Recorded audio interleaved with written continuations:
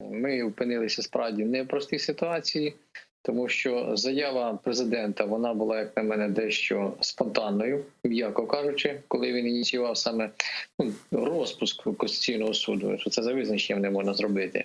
Ну а подальші дії депутатів, вони були, знову ж таки, м'яко кажучи, непрофесійними. Чому непрофесійними? Тому що ніхто сьогодні з учасників цього процесу, я маю на увазі Конституційний суд України, я маю на увазі депутатів, які дотичні до цього процесу, тому що вони безпосередньо ухвалюють закони, які Конституційний суд не визнає, вони не підняли питання про першу причину цієї проблеми. Так, я погоджуюся, що на даному етапі найбільш оптимальним рішенням буде це ухвалення нової редакції закону про е-декларування, про можливе перезавантаження Конституційного суду, але це буде дуже складно зробити, тому що не зрозуміло, в який спосіб можна змінити суддів Конституційного суду, бо є відповідні норми Конституції і закону про Конституційний суд.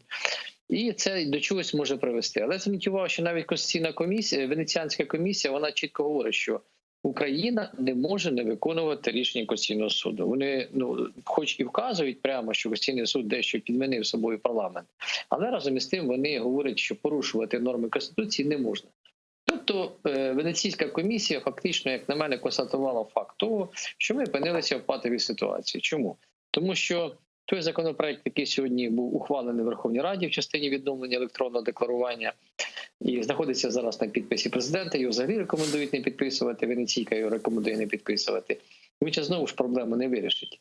У нас подібна ситуація була в 2019 році, коли на початку року Конституційний суд України скасовував вже електронне декларування, знову ухвалювався новий закон, скасовували закон про незаконне збагачення, пригадайте, які скандали були, його ухвалили восени 2019 року, це два такі ключові документи, які сьогодні знову скасовані.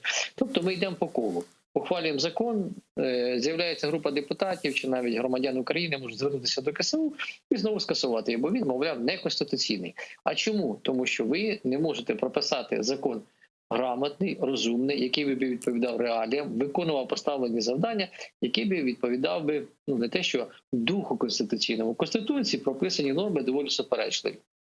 Відтак Конституційний суд дуже легко це все скасовує. Я не виключаю того, що ми можемо констатувати, допускати з великою долею ймовірності тут такі певні інтереси свої суддів Конституційного суду, бо дійсно про це говорить Венеційка, але знову ж таки це все, знаєте, такі наші поки що домисли.